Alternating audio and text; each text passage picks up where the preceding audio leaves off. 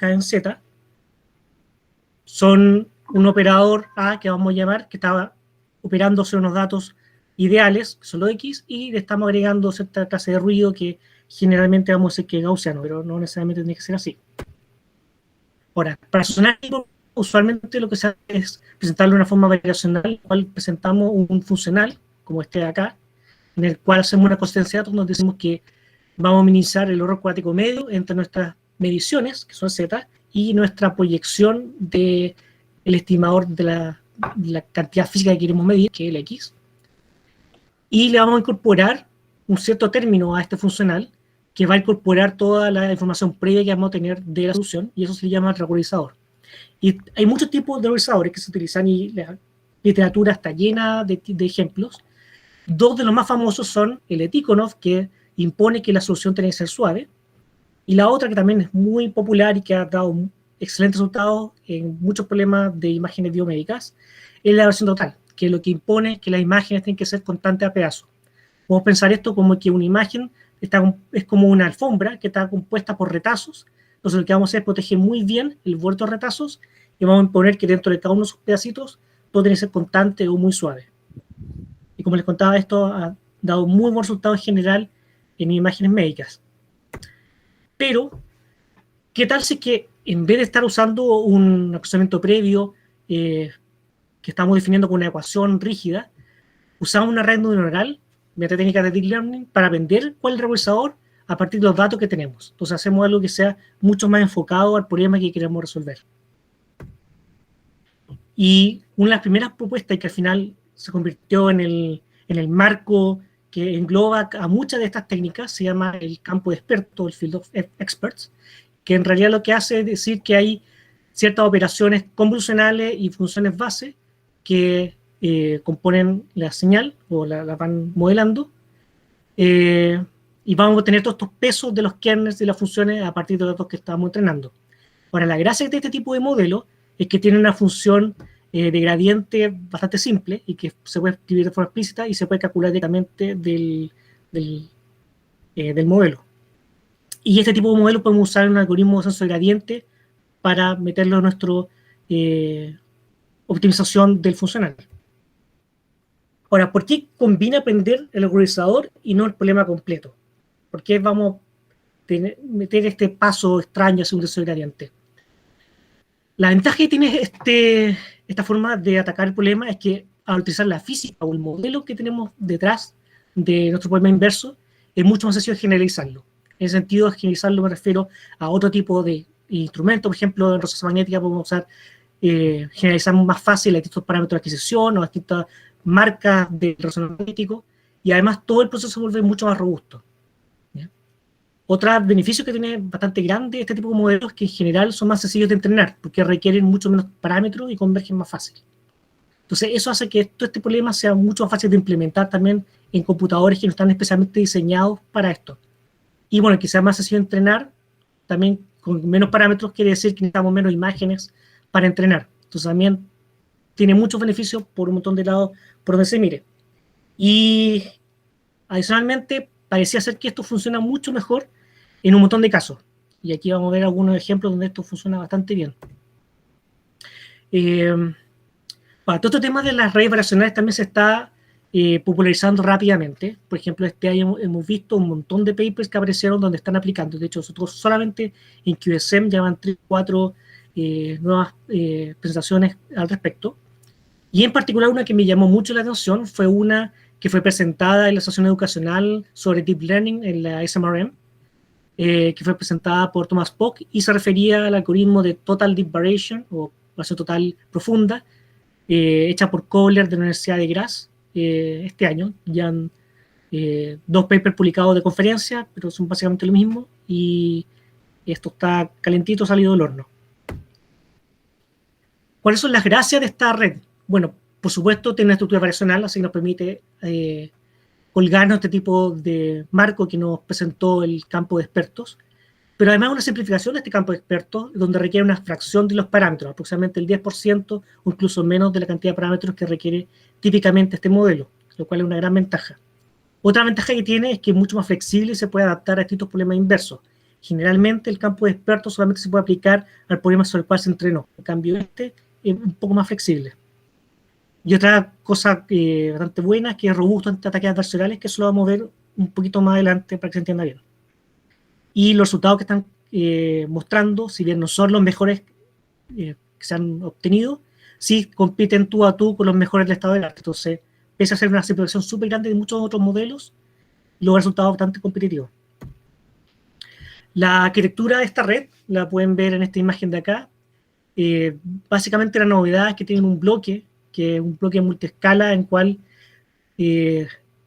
hacen 3 reducciones de escala, en estos layers que están acá, y además cada uno de estos bloques se repite 3 veces, y donde entrenan, por supuesto, los parámetros de los filtros en cada uno de estos bloques.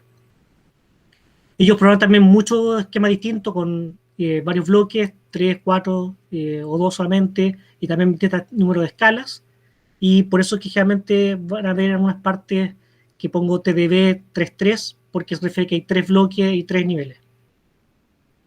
Veamos primero los resultados que los autores han presentado tanto en el paper como en algunas presentaciones.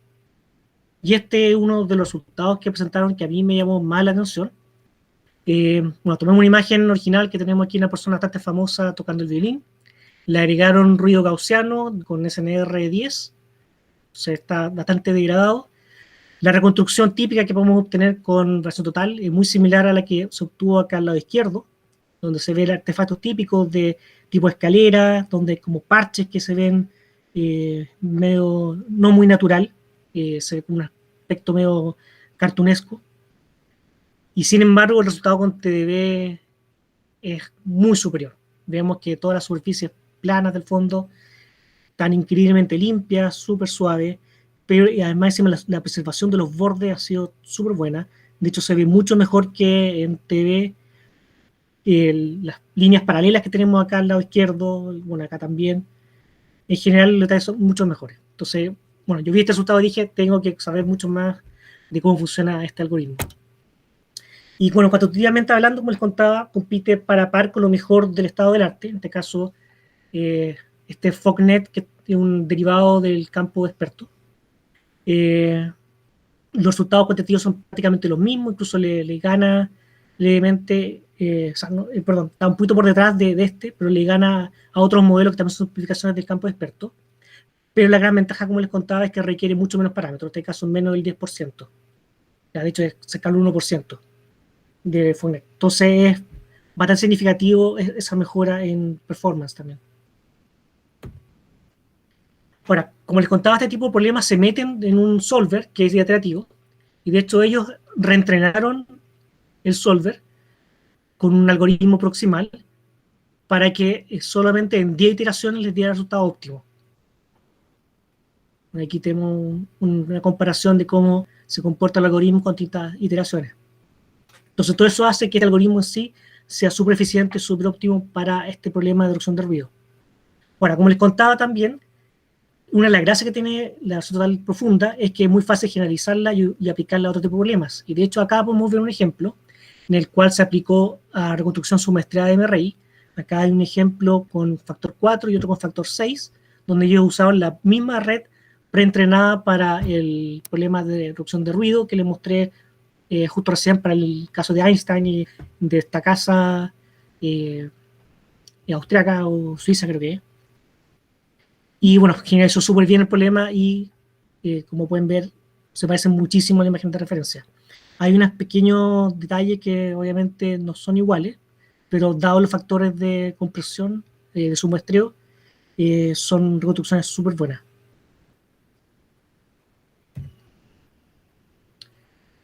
Bueno, una cosa interesante que tiene este tipo de problemas, además, es que ellos pueden hacer un análisis de las imágenes propias que la red está aprendiendo o que está fomentando dentro de sus reconstrucciones. Y de hecho, si vemos el problema de denoising, el tipo de imágenes que están promoviendo son imágenes que son constantes a pedazos, muy similares a lo que TV en el fondo está haciendo. Entonces, de ahí también viene mucho el nombre de variación total profunda. Pero si se entrena este tipo de problemas con un modelo distinto, en este caso fue para resolver un problema de upsampling, vemos que la red empezó a aprender también otro tipo de características. En este caso va a tratar de promover características de más alta frecuencia, que son las que hacen falta una imagen cuando estamos en este problema de upsampling o zooming o también supersolución, que se le llama mal veces en la literatura. Ahora, otra de las gracias que les contaba de esta red es que es muy robusta ante los ataques adversariales. ¿Qué se refiere a este tema? Se refiere a cómo se distorsionan las imágenes dado el ruido que le estamos metiendo o las señales perturbadoras que le metemos a la imagen de entrada. Y lo que ellos se dieron cuenta en este paper es que el tipo de imágenes que generan errores estructurales en los resultados son distorsiones estructurales, o sea, que tienen textura muy similar a las imágenes de entrada. Y eso es súper bueno. O sea, nos dice que si tenemos una imagen solamente con ruido natural, eso nos va a distorsionar de manera suficiente para que genere alucinaciones en la red o genere estructuras que no son las que corresponden. O sea, está aprendiendo bien lo que es el ruido y lo que son estructuras de verdad. Entonces ahora, ya que revisamos por la literatura, veamos, es tanta la maravilla que nos están presentando estos autores y por suerte ellos tienen el código disponible en gran medida en GitHub. Así que bajé la red, tenemos los checkpoints ahí, tenemos todo para empezar a trabajar con ella. Pues rápidamente me di cuenta que este código que tienen presente tiene bastantes limitaciones, no el código completo del que empezaba en el paper, obviamente. Para partir, ellos solamente ponen disponible el código para hacer reducción de ruido, no ponen cómo generalizarlo para hacer upsampling o hacerle otro tipo de problemas que mostraban en el paper. Y bueno, como les contaba, solamente tenían implementado este algoritmo de descenso proximal que está optimizado con 10 iteraciones. Ahora, otra limitancia que tiene este modelo que tiene en particular subido es que solamente lo entrenaron con una dirección estándar de ruido de 25 en imágenes de 0 a 255, lo que es equivalente a un SNR10. Si uno quiere trabajar con ruidos de una amplitud distinta, uno tiene que usar un parámetro de escala para poder ajustar la escala de las señales para que el sigma sea efectivo igual a 25. Entonces es un pequeño problema que tenemos imágenes donde no sabemos de manera previa cuál es la amplitud del ruido, tenemos que ir tunear de forma heurística usando otro tipo de inspección visual para poder ajustar este parámetro de escala. Y otro problema que tiene este modelo es que el ruido tiene que ser isotrópico. En el sentido, si tenemos ruido que varía espacialmente durante la imagen, las reconstrucciones van a ser erróneas porque va a sobre suavizar en unos lugares o va a dejar remanentes de ruido en otras.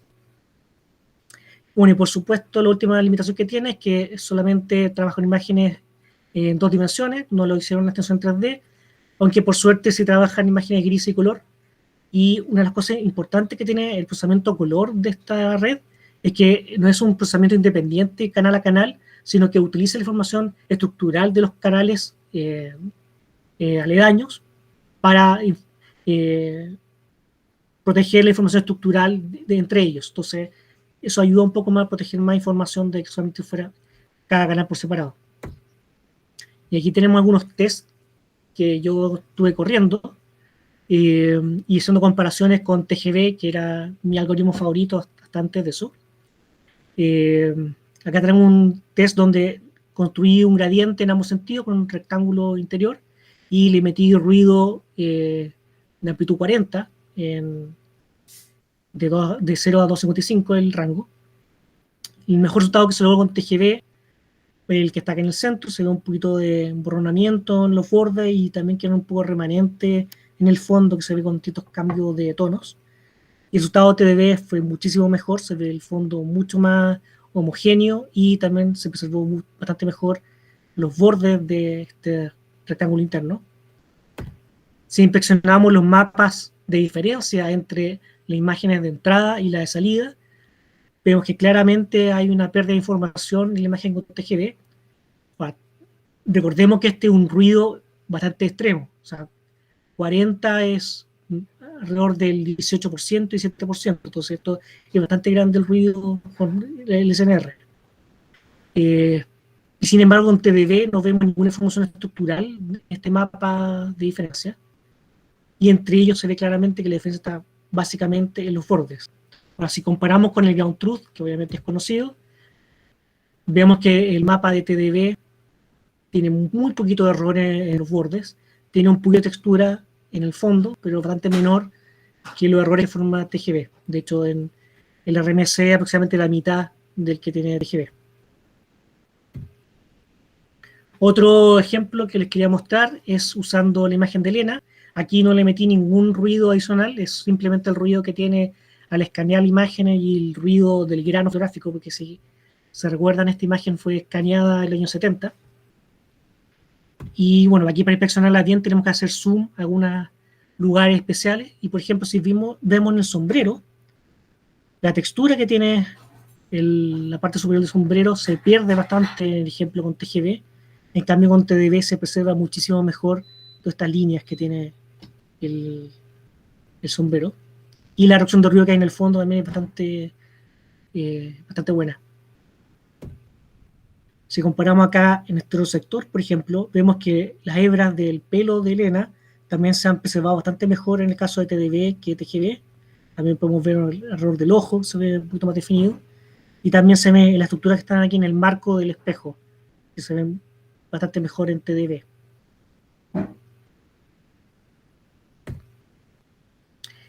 Y bueno, tratando de aplicar ya en imágenes médicas, lo que hice fue tomar una reconstrucción con QSM.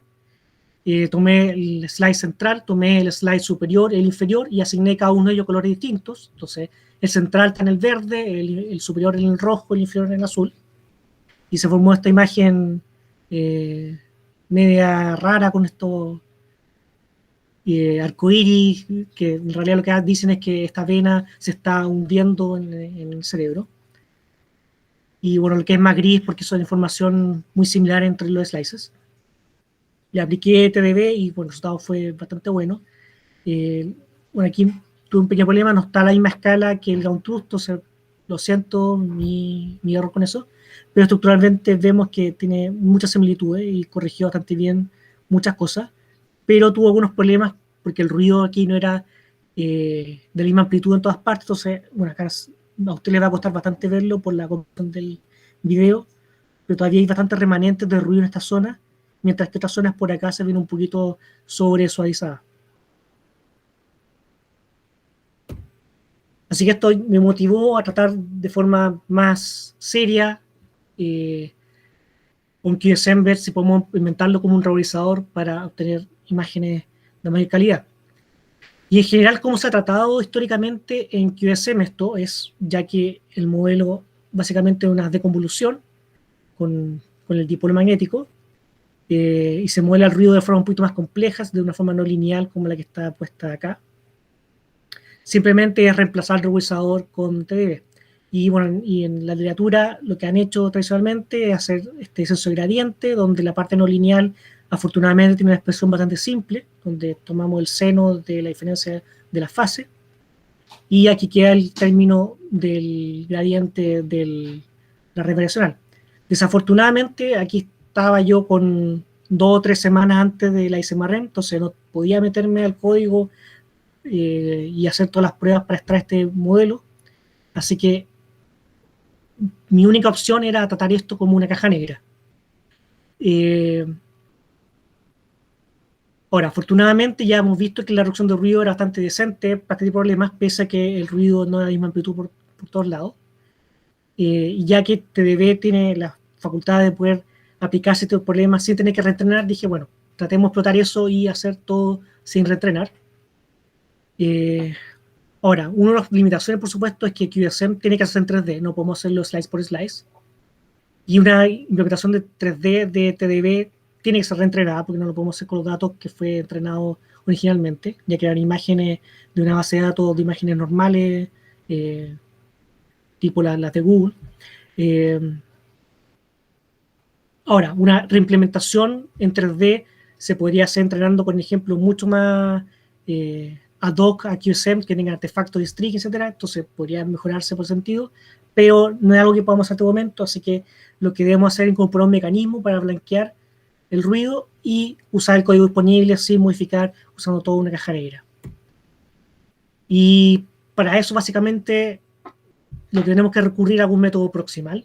En el caso más simple sería tener un descenso de gradiente, donde hacemos un paso proximal de reducción de ruido, y eso podríamos hacerlo que la reducción de ruido sea slice a slice o en volúmenes 3D a partir de imágenes color armado por grupos de 3 cortes, como yo hice en el ejemplo anterior.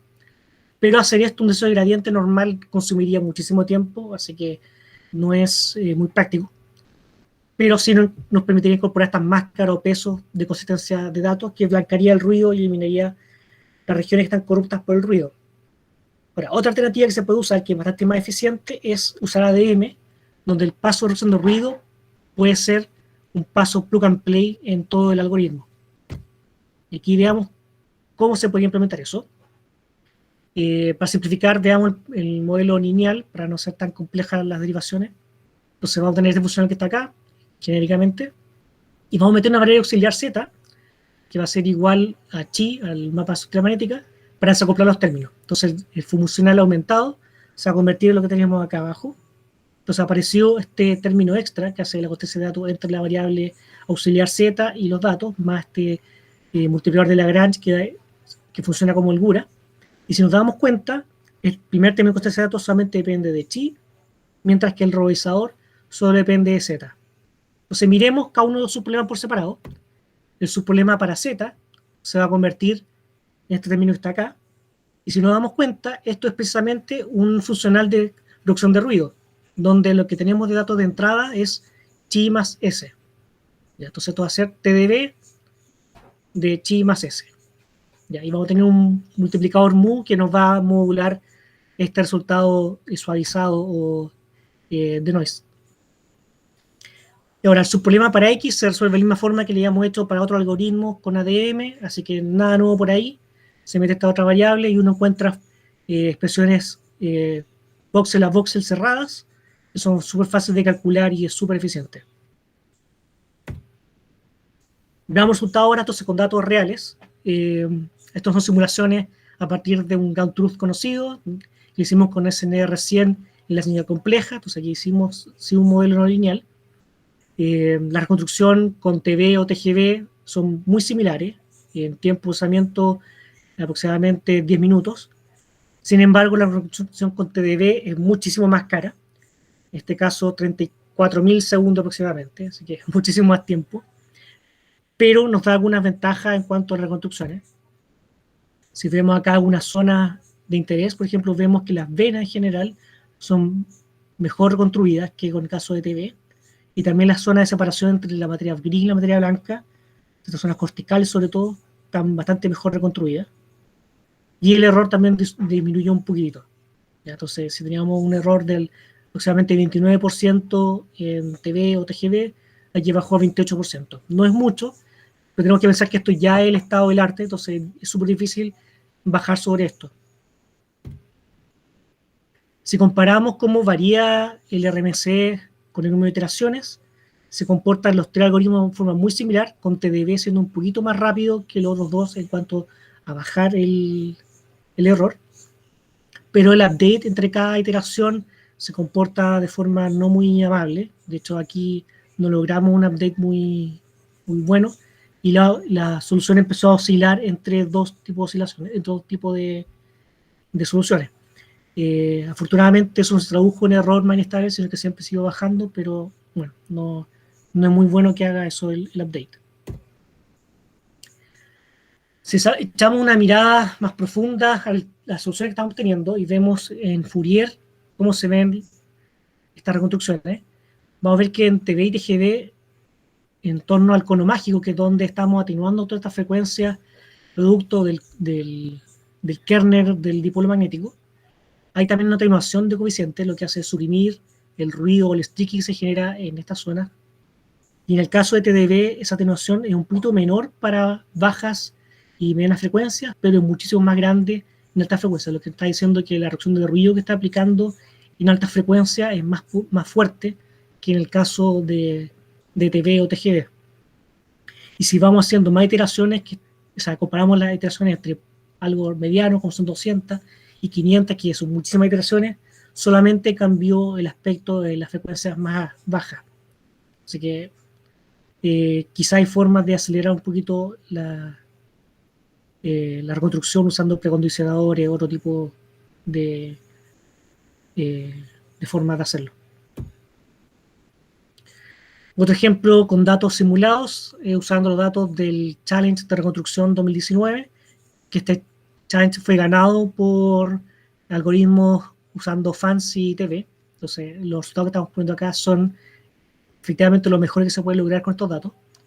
Y TDB tuvo muchísimos mejores resultados en torno a la clasificación que tenemos acá en grande, que generaba unos streaking bastante desagradables en TV y TGB. De hecho, también lo vemos acá ver en el acercamiento A. Y también logramos reducir el error cuadrático medio, el RMC, aproximadamente 1 punto. De hecho, prácticamente todas las métricas mejoraron con respecto a TV y TGB, excepto la información mutua, que por algún motivo dio un poquito peor, pero fue muy consistente la mejora entre TDP y los otros organismos. Y acá pasó algo similar con el descenso del RMC, fue un poquito más rápido que otros algoritmos en descender, y acá de una forma extraña el update se comportó mucho mejor, así que ahí hay algo raro que está pasando con el algoritmo que tendremos que investigar con mayor profundidad. Y bueno, también funciona esto por supuesto con datos en vivo, acá les muestro súper rápido los resultados que obtuvimos con estos datos de cerebro. También, si uno mira de forma detallada ciertas zonas, también las reconstrucciones se ven más naturales, con mejor preservación de bordes y menor cantidad de artefactos tipo de escalera o de streaking. Entonces, como resultado hasta ahora, tenemos cosas muy prometedoras que mejoran bastante el estado del arte.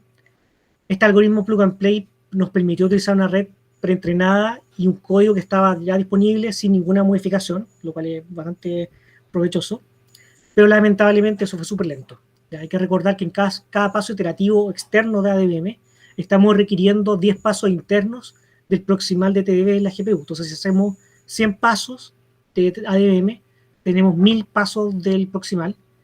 Entonces, eso es muchísimo esfuerzo. Y en el fondo, si hacemos un descenso gradiente que ya nos va a tomar 1000 pasos, estamos gastando la misma cantidad de tiempo. Y además ADM nos mete más variables que hay que ajustar y que son bastante sensibles. Entonces eso es un gran problema.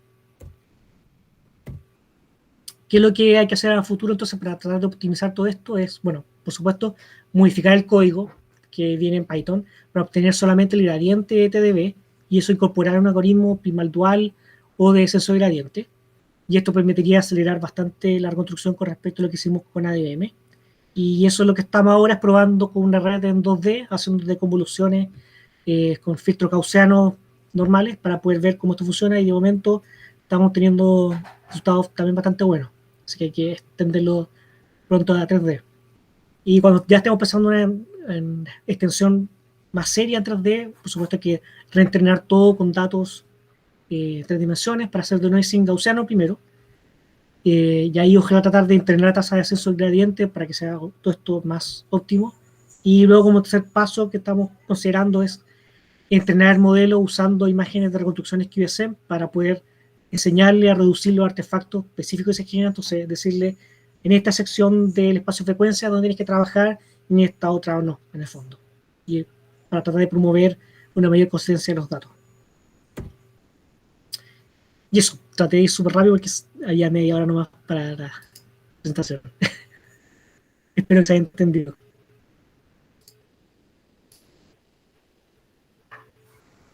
Bien, muchas gracias, Carlos. Súper interesante. Se abre la discusión para preguntas, comentarios. Ahí tiene Carlos Castillo la mano. Hola Carlos, ¿cómo estás? Hola, ahora. Bien, cuéntame. Quizá antes de empezar a probar las cosas más complicadas que probaste, o sea, postulaste al final, podrías probar partiendo de la solución de Fancy TV y las últimas iteraciones nomás hacerlas con TDB. Sí, eso es un alternativa que se puede hacer. Otra opción es usando un algoritmo que no ha sido regularizado. De hecho, para la semana también presenté un algoritmo que es ultra rápido, que no requiere ningún parámetro y da resultados bastante decentes en 1 o 2 segundos. Y eso estaba empezando a utilizar como iniciación del algoritmo y eso debería hacer que llegara más rápido.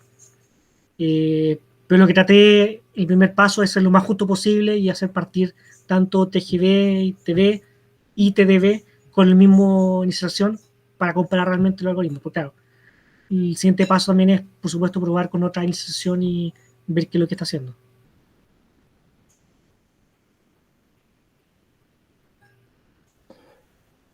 Bien, Juan Pablo tiene la mano levantada. Hola, Carlos. Hola. Quería preguntarte respecto a la red, me perdí un poco cómo se entrenaba al final. Además que creo que hablaste de unos casos que venía preentrenada y me perdí un poco ahí.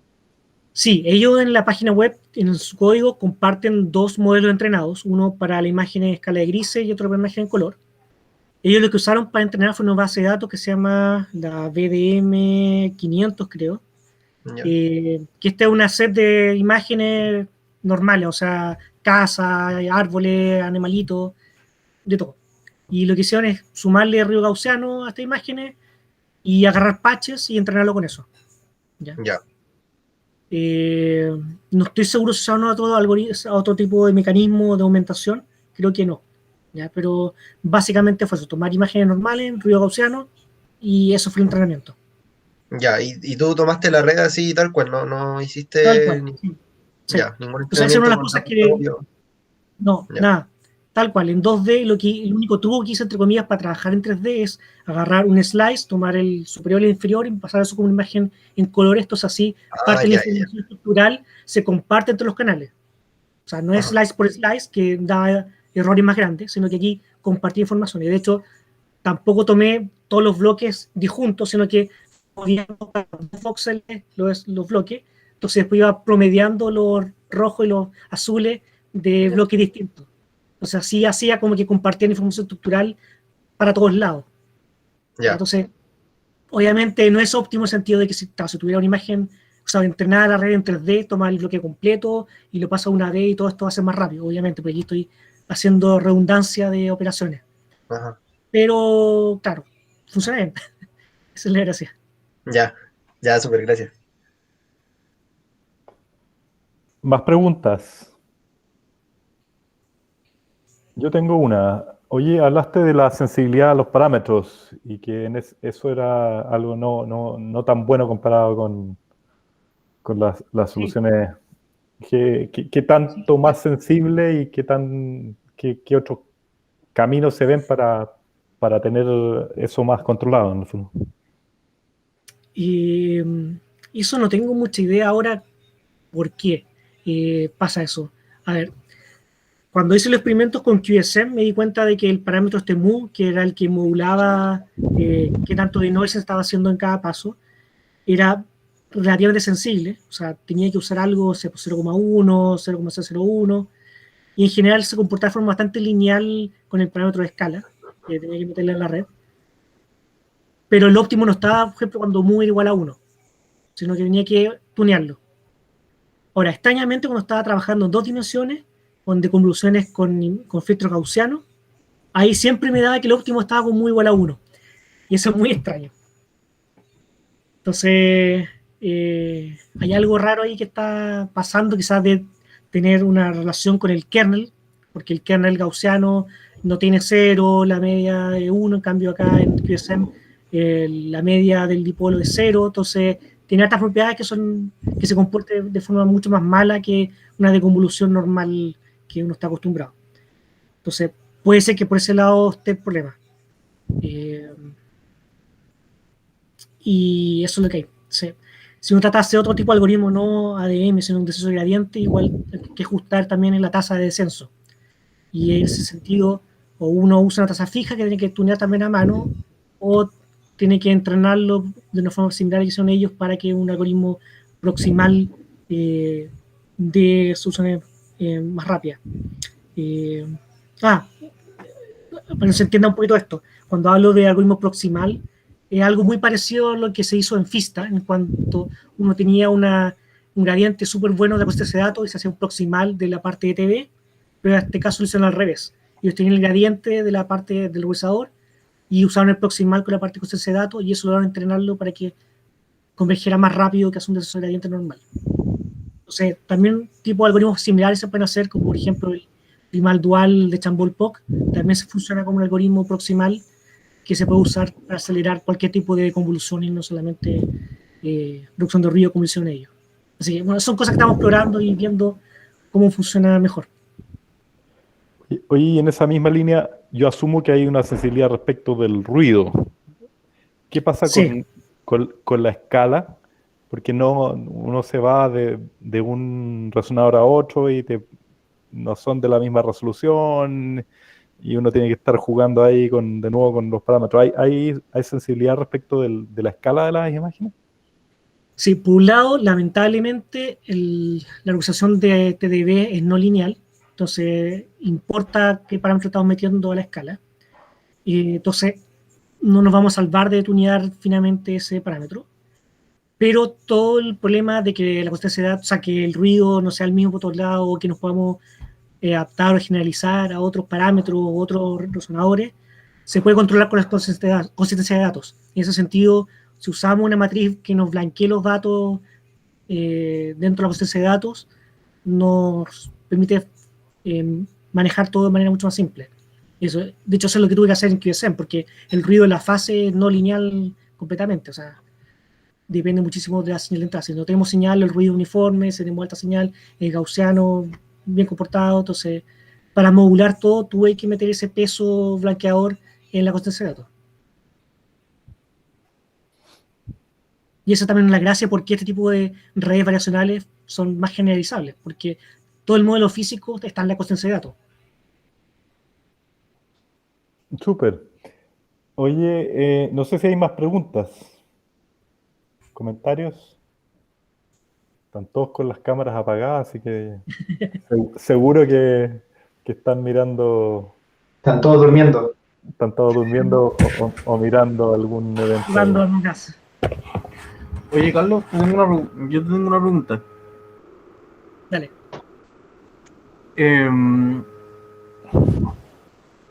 O sea, si no, creo que, o sea, cuando se entrena este algoritmo, tú lo entrenas específicamente para,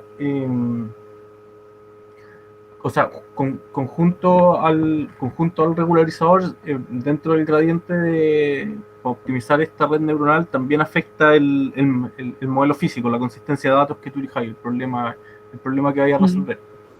Sí. Sí. Sí, por eso les mostré estas imágenes, este análisis de imágenes propias, donde para el caso de denoising aprendí a generar imágenes con data de pedazos, pero para el problema de supersolución o de upsampling, aprendí a promover cosas de alta frecuencia, mucho más. Claro. Entonces, aquí viene mi pregunta. Cuando tú resolviste QSM con esta red que está entrenada para reducir ruido gaussiano, ¿por qué en ese sentido, o sea, dentro de esos parámetros iguales queda de cierta forma incorporado el modelo que esté resolviendo? ¿Por qué los artefactos que se generan en QSM, y esto por falta de conocimiento del problema, ¿por qué los artefactos que se generan en QSM tú crees que se parecen a ¿cómo se llama? A ese tipo de artefactos que evidentemente está incorporado en los parámetros de la red? En que al entrenarlo, que fueron entrenados con ruido gaussiano. Sí, el tema es que en QSM en particular, el tipo de errores que se genera, o sea, cómo se amplifica el ruido, no es una amplificación simplemente voxel a voxel en cual se genera según una amplitud más grande del ruido o se generan tipo de ringing alrededor, ya que el operador del dipolo es altamente no lineal, no local, discrepancia muy grande en la fase, ruido muy amplio, se desparraman en frecuencia siguiendo el cono mágico y generan estos artefactos que se llaman de streaking. Entonces, si tú tienes un voxel que tiene este error muy grande, va a generar un cono que sube y otro que baja de intensidades muy altas. Y ahí estos conos además pueden generar ringing alrededor. Entonces, ese es el gran problema. Son efectos muy no locales que habría que aprender cómo trabajarlo. Y de hecho, en frecuencia es súper fácil porque todos esos errores están siempre limitados al cono mágico. Están en otras partes del espacio de frecuencia. Entonces, si logramos Ya. enseñarle al ruidorizador de que tiene que atacar preferentemente las frecuencias que están en esa zona y no cualquier parte, se podría atacar de forma mucho más específica estos tipos de errores. Entonces, ¿tú crees que para QSM el modelo que utilizaste para regularizar el problema funcionó porque lo que está haciendo es suavizar zonas que tengan información similar, como lo que mostraron los autores en el paper? Ya. Sí, sí, en parte funciona por eso y también funciona bien. Bueno, uno, porque sabemos que TV funciona bien. O sea, si TV logra generalizar bien la reducción de ruido del problema y funciona bien, era esperable que TDV tal cual funcionara bien. Y Claro, la razón es porque los algoritmos en general, cuando se están resolviendo, no saltan de forma tan dramática de un paso al otro. O sea, el ruido no se amplifica de forma dramática en que en este paso estaba todo borroso, suave, y de repente te aparece un string gigante, sino que generalmente empieza a deconvolucionar lentamente y este píxel empieza a crecer un poco de intensidad y el streaking empieza a crecer. Entonces lo que está haciendo es suavizar antes de que empiece a propagarse más el streaking. ya entiendo. Ya. Ya, eso, porque era, o sea, mi gran duda era si ¿cómo se llama? Si el modelo, como estáis resolviendo, o como tiene información de otro modelo físico dentro de los parámetros del regularizador, está agregando algo que no debería estar. Eso era. Claro, no, yo creo que es por eso, porque logra suprimir estos artefactos cuando se están empezando a amplificar, Ya, perfecto. Ya, pero también eso no. mata frecuencias de otras cosas. Claro, Ujú, entiendo. Ya, eso. Oye, en honor al tiempo, lo dejamos hasta aquí. Oye, muchísimas gracias por la presentación, Carlos. de nada. Mucho éxito en las cuarentenas inglesas, que parece que vienen más rudas que las